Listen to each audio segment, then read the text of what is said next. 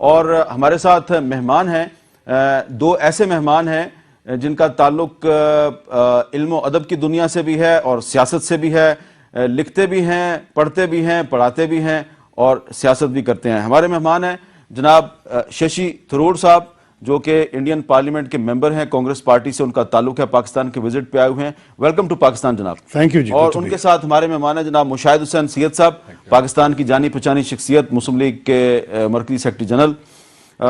सबसे पहले आपको खुशामदीद कहने के बाद हम चाहेंगे कि थोड़ा सा पहले आप हमारे पाकिस्तान के लोगों को एजुकेट करें कि जब 47 में पाकिस्तान और इंडिया कायम हुए थे तो इंडिया के भी बहुत थोड़े सूबे थे, बहुत थोड़ी स्टेट्स थी, और पाकिस्तान की भी बहुत थोड़ी स्टेट्स उस वक्त सूबे थे। हमारे 5 थे, बाद में 4 रह गए। तो आपके तो बढ़ते ही जा रहे हैं, बढ़ते ही जा रहे हैं। तो ये कैसे इंडिया में नए स्टेट्स, नए सूबे कैसे बनते हैं? शुरुआत में तो बढ़ने की बात नहीं थी, एक्चुअली कम किया, क्योंकि हमारे पास बहुत स्टेट्स थे, ये प्रिंसली स्टेट्स जो कहते थे। लेकिन 1956 में एक स्टेट्स रीऑर्गेनाइजेशन कमीशन की रिपोर्ट की वजह से लिंग्विस्टिक स्टेट्स बनवा गया। मतलब कि जो लोग तमिल भाषा बोलते थे तो तमिलनाडु बनाएंगे उनके लिए, जो मलयालम बोलते थे उनके लिए केरल, और हिंदी बोलने वाले तो 5-6 स्टेट्स है नॉर्थ इंडिया में। वहाँ तो कोई हिस्टोरिकल फैक्टर्स है, जैसे यूनाइटेड प्रोविंसेस उत्तर प्रदेश बन गए, यूपी डेजिग्नेशन रह के। लेकिन 50 साल के बाद या 40 साल के बाद लोग ये महसूस किए कि ये स्टेट्स बहुत बड़े हैं और एडमिनिस्ट्रेटिव इनएफिशिएंसीज भी आ रहे थे, कई एरियाज निगलेक्टेड हो गए थे स्टेट्स के अंदर, और कोई डिस्टिंक्टिव कैरेक्टर्स, जैसे उत्तर प्रदेश के अंदर हमारे जो हिल एरियाज हैं वहाँ को एक डिस्टिंक्टिव कैरेक्टर है कि हिल पीपल, गढ़वाली लोग जो हैं, उनको लगता था कि लखनऊ उनको निगलेक्ट कर रहे थे। इसलिए यूपी से उत्तराखंड बनवाया गया, मध्य प्रदेश से छत्तीसगढ़ ये छत्तीसगढ़ ज़्यादा से ज़्यादा ट्राइबल पॉपुलेशन के लोग हैं, झारखंड ऐसे बनाया गया बिहार से। तो हर वक्त कौन से फैक्टर्स, एक है एडमिनिस्ट्रेटिव एफिशिएंसी, दूसरी ये है कि उनका डिस्टिंक्टिव कैरेक्टर, क्या जियोग्राफिकल हो जैसे पहाड़ उत्तराखंड में, या एथनिक हो जैसे ट्राइबल एरियाज इन झारखंड। लेकिन सारे डिमांड्स को नहीं मान लिए। फॉर एग्जांपल महाराष्ट्र स्टेट में एक रीजन है विदर्भा, जो कई सालों से मांग रहे हैं कि वो अलग रहें, कि महाराष्ट्र बहुत बड़े स्टेट है, मुंबई बहुत दूर है नागपुर से, और विदर्भा रीजन अलग स्टेट बनना चाहता है। अब तक तो सेंटर ये डिमांड को कंसीडर नहीं किए हैं। आंध्र प्रदेश में 2-3 साल से बहुत बड़ा एजिटेशन चल रहा है कि तेलंगाना रीजन, जहां हैदराबाद है, उसको अलग कर दे। आंध्र प्रदेश के सारे लोग तेलुगु लफ्ज बोलते हैं, तेलुगु भाषा बोलते हैं, लेकिन तेलुगु बोलने वाले कोस्टल एरियाज के जो आंध्रा के लोग हैं और सेंट्रल एरियाज के जो तेलंगाना के लोग हैं, वो लोग एक साथ नहीं रहने चाहते हैं आजकल।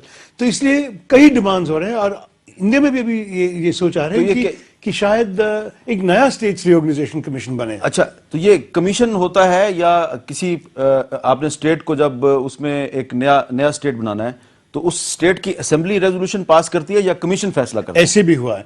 इनफैक्ट करीब 3-4 हफ्ते पहले आज का उत्तर प्रदेश को 4 प्रदेश करने के लिए एक रेजोल्यूशन पास किया गया है। तो यूपी के 4 हिस्से हो, 4 करे, हाँ, कि बुंदेलखंड अलग करे, ईस्टर्न यूपी को हरित प्रदेश बना, और ये यूपी की असेंबली ने रेजोल्यूशन पास किया। हाँ, ये यूपी असेंबली ऐसे पास किए कि ये स्टेट को ही डिवाइड कर दे, लेकिन सेंट्रल गवर्नमेंट को नहीं मान लिया। अगले महीने इलेक्शन होने वाला है स्टेट में, तो लोग कहेंगे कि अभी के लिए यूपी ही रहेंगे, लेकिन बाद में देखेंगे। और वहां का आर्ग्यूमेंट सिर्फ यह है कि इतना बड़ा स्टेट है, करीब 20 करोड़ लोगों का स्टेट है, तो इतने बड़े स्टेट को एडमिनिस्टर करना मुश्किल है, और कई एरियाज पे इतना एडमिनिस्ट्रेटिव अटेंशन नहीं मिल जा रहा है, इसलिए अलग अलग करने से the states will become more manageable. तो यही आर्ग्यूमेंट है। और मेरे ख्याल में इंडिया इतना बड़ा स्टेट, आप देखिए कि अमेरिका में करीब 3 करोड़ लोगों को लिए 300 मिलियन पीपल, दैट्स 30 करोड़, नहीं कितना है, आई एम लूजिंग, हाँ 30 करोड़, 30 करोड़ लोगों के लिए 50 स्टेट है, और हमारे पास 120 करोड़ है, और हमारे पास सिर्फ 29 स्टेट है। तो ये देखने से लोग कह रहे हैं कि क्यों नहीं, why can't we have more states. जी, तो हमारे तो 17-18 करोड़ आबादी है और हमारे तो सिर्फ 4 सूबे हैं। तो मुशाहिद साहब, ये पाकिस्तान में ये कंट्रोवर्सी जो है, अभी तक इस पे लोग इत्तेफाक क्यों नहीं हुआ, कंसेंसस क्यों नहीं हो रहा कि एडमिनिस्ट्रेटिव मसाइल के हल के लिए अगर ज्यादा सूबे बन जाएं तो इसमें कोई हर्ज नहीं है? हमारे यहाँ असल में क्लैरिटी नहीं रही, और हमने एक्सपेरिमेंट्स बहुत ज्यादा किए हैं। लेकिन हिंदुस्तान में बड़ा दे वर वेरी लकी कि एक पंडित नेहरू था, एक rules of the game politically set हो गए सेंटर और प्रोविंसेस के दरमियान। वो हर फोर्टनाइट एक खत लिखता था चीफ मिनिस्टर्स को, कम्युनिकेशन करता था, एजुकेशन का बुनियाद। हमारे यहाँ पहले हुआ कि जी चारों सूबे को खत्म करके हमने वन यूनिट बना दिया, फिर उसका रिएक्शन में फिर वो ईस्ट पाकिस्तान में हुआ, और अब ये हुआ है कि हमने डिवोल्यूशन जो की है वो डिवोल्यूशन डिस्ट्रिक्ट लेवल पर तो की, अभी डिवोल्यूशन पहली दफा हुई है, decentralisation, devolution of authority from the federal government to the provinces. तो पहले उसको सेटल करें, उसका कोई सियासत ज्यादा है, क्राइटेरियन कोई नहीं। इन्होंने कहा ना दे क्राइटेरियन है, एडमिनिस्ट्रेटिव है या कोई और लिंग्विस्टिक या एथनिक कोई बुनियाद है, तो अभी हमारे वो क्लैरिटी नहीं आई। तो मेरे ख्याल फर्स्ट थिंग्स फर्स्ट, इस वक्त जनवरी 2012 में सूबों की डिबेट अवाम के हवाले से it looks like a non issue, frankly speaking. इसको इतने मसाइल हैं, डिवोल्यूशन अभी हुई है, जो पावर्स मिली हैं सूबों को वो पावर्स एक्सरसाइज करें, अच्छी गवर्नेंस दें, लोगों के मसाइल हल करें, फिर स्टेप बाय स्टेप। अब इलेक्शन भी आने वाला है इंशाल्लाह इस साल पाकिस्तान में, उसके बाद फिर तो शायद इसीलिए इलेक्शन आ रहा है, इसीलिए ये फिर ये इलेक्शन गिमिक हो गया ना, then it's not a serious issue, it becomes an election stunt. तो आई थिंक सीरियसली, इसलिए जैसे इन्होंने बताया था, इधर एडमिनिस्ट्रेटिव रीऑर्गेनाइजेशन कमेटी बनी, कोई ऐसा कमीशन बने, क्राइटेरियन सेट करें, अच्छा, कि क्या क्या उसका बुनियाद है, उस बुनियाद पर करें जिसमें अवाम को भी फायदा हो, सिर्फ सियासत ना चमकाई जाए। शशि साहब, जब भी इलेक्शन करीब आता है तो पाकिस्तान में भी और इंडिया में भी जो इंडिया पाकिस्तान रिलेशंस है और कश्मीर है, पाकिस्तान में कश्मीर का जिक्र आता है और इंडिया में पाकिस्तान का जिक्र आता है। तो अब आप पाकिस्तान के विजिट पे आए हुए हैं, आज आपने इस्लामाबाद जना इंस्टीट्यूट में एक आपने लेक्चर भी दिया जी, और आपने कहा कि पाकिस्तान और इंडिया के ताल्लुकात बेहतर होने चाहिए, लेकिन आप नहीं समझते कि बेहतर इसलिए नहीं हो पा रहे कि बहुत ज्यादा एतमाद का फुकदान है, ट्रस्ट डेफिसिट है। हम आपको ट्रस्ट नहीं करते, आप हमें ट्रस्ट नहीं करते। सही बात है, ट्रस्ट डेफिसिट तो है। कोऑपरेशन के लिए तो बहुत बहुत बहुत अच्छे आर्ग्यूमेंट्स हैं, क्योंकि आप देख लीजिए कि हमारे दोनों मुल्कों में जनता के भलाई के लिए the welfare of the people है हमारे प्राइमरी कंसिडरेशन, और इसके लिए तो हम डेवलपमेंट करना चाहिए, जंग नहीं।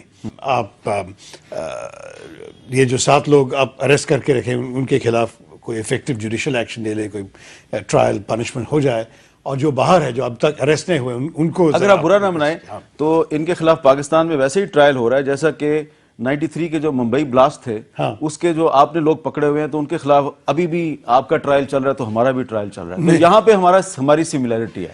नहीं, लेकिन एक दो चीज अब देखिए, यार ये तो आप मानेंगे ना कि आपके भी जुडिशियल सिस्टम में इतनी गड़बड़ है कि 93 में जो लोग पकड़े थे अभी तक कोर्ट उनका फैसला नहीं कर सकी।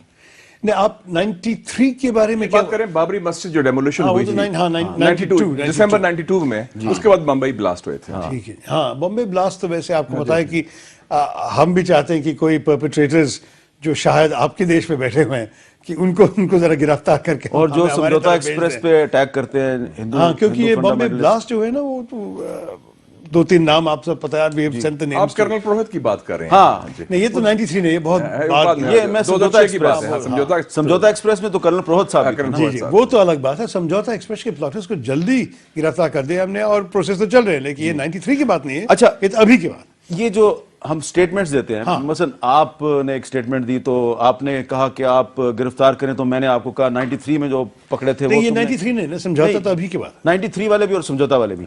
तो ये जो स्टेटमेंट्स होती हैं, तो जो हम पीस मैसेंजर्स हैं, आप भी पीस मैसेंजर हैं, मुशाहिद साहब भी पीस मैसेंजर हैं, बाज़ औक़ात ऐसी स्टेटमेंट्स आप दे देते हैं कि उससे बड़ा जो है ना मिसअंडरस्टैंडिंग पैदा होती है। मैं आपकी एक स्टेटमेंट आपकी सुनवाता हूँ जो CNN पे आपने दी थी।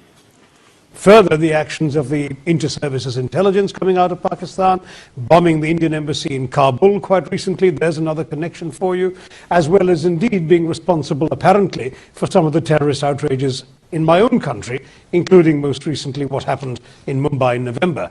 So all of this, needless to say, worries us. तो मुंबई अटैक्स की पाकिस्तान में सबने मजम्मत की, हमने भी की, और जो आपकी एम्बेसी पे काबुल पे हमला हुआ वो भी काबिल मजम्मत है, लेकिन उसकी कोई एविडेंस है कि पाकिस्तान उसमें मुलव्वस था? जी, काबुल एम्बेसी के बारे में हम कोई इंडियन सोर्स को नहीं साइड कर रहे थे। अमेरिकन इंटेलिजेंस ने न्यूयॉर्क टाइम्स से ओपनली कहा कि ये ISI ने किए, और शायद वो deliberately they were trying to send a signal because they took no trouble to cover their fingerprints. ये कोट अनकोट है। तो सारे अगर दूसरे देश के इंटेलिजेंस सर्विस ऐसे कह रहे हैं कि ISI ने एक सिग्नल भेजना चाहता था इंडिया की तरफ, then the responsibility is very clear. और वो सेकंड एम्बेसी ब्लास्ट हुई, इस इंटरव्यू के बाद हुई, वो भी हकानी नेटवर्क के तरफ से आए, और कौन है हकानी उसका नेटवर्क? अमेरिका कौन ने मदद देते हैं उसका भी अमेरिका ने एविडेंस नहीं दिया। मैंने हेनरी क्लिंटन से पूछा कि एविडेंस है आपके पास, उन्होंने कहा मेरे पास नहीं है। जी मुशाहिद साहब, बात तो इनकी सही है इसमें कि न्यूयॉर्क टाइम्स अगर स्टोरी छापता है तो इसका मतलब यह है कि सीआईए ने उसको इंफॉर्मेशन दी है। न्यूयॉर्क टाइम्स तो ये भी कहता था कि इराक में वेपन्स ऑफ मास डिस्ट्रक्शन है जी। तो देखे ना, जो न्यूयॉर्क टाइम्स को हरफे आखिर तो नहीं ना उसको, और उसमें it's a trial by allegation. लेकिन अगर हम शुरू कर रहे हैं तो फिर we should go back to Mukti Bahini and the Tamil tigers कि आपने ये किया, वो टिट फॉर टैट उसमें ना करें। एक बात जो उन्होंने की ना अबाउट द इलेक्शंस, तो ये जो था ना, this is without evidence. ISI की involvement was not proven in the Kabul embassy attacks. और दूसरे, और खुद जो स्टेटमेंट दिया था एडमिरल मलन ने, that was taken back by Obama administration for whatever reasons, but they did not own it up. जो इलेक्शन की आपने बात की, जो इलेक्शन कैंपेन में होता है, इसमें मैं क्लैरिफाई कर दूं शशि साहब कि in Pakistan the last time India was an election issue in Pakistan was 1988 जी। In the last 24 years Pakistan के किसी इलेक्शन में India bashing has not been an issue, unlike India. नहीं, सेम इन इंडिया, इंडिया में फिर भी except in the context of the terror attacks. थोड़ी सी मुस्लिम बैशिंग भी होती है, that becomes Pakistan bashing at times.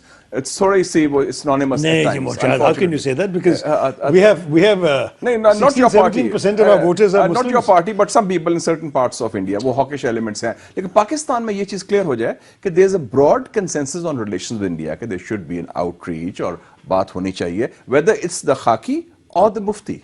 अच्छा, आप ये ना भूलेंगे, मुशर्रफ साहब के दौर में कितने आपके ऑफर्स किए, उसमें रेसिप्रोसिटी नहीं थी इंडिया की साइड की तरफ से, on Kashmir on other areas, normalisation सारा कुछ there था। was progress being made. definitely. देखिए ना, हमारे ये तरफ से भी। See, don't थोड़ा forget सा- कि जिस दिन 26 नवंबर का दिन शाह महमूद कुरैशी दिल्ली में बैठे हुए थे, हाँ, yeah, he was वो in तो वीजा लिबरलाइजेशन के बारे में और ट्रेड रिलेशंस की इंप्रूवमेंट के बारे में डिस्कस करने के लिए शशि साहब, आया हुआ हमें था। हमारा गिला ये complaint from Pakistan side is कि इंडिया इतना बड़ा मुल्क है, दिल छोटा है। Have a bigger heart. दिल छोटा, ये तो मैं सुना हूं पाकिस्तान में, लेकिन मुझे अजीब सा लग रहा है। आप देखिए कि जब आपके वहां ये फ्लड्स हुए थे और इंडिया $25 मिलियन जेनरॉसिटी से दे दिए पाकिस्तान को, और पाकिस्तान कुछ दिनों के लिए एक्सेप्ट नहीं किए। Initially they said we don't want money from India. अंत में उनसे कहा कि हम इंडिया से पैसे लेंगे लेकिन यूएन के थ्रू से, हम डायरेक्टली नहीं लेंगे। फिर भी इंडिया दे, ये स्मॉल माइंडेडनेस किसकी तरफ से है?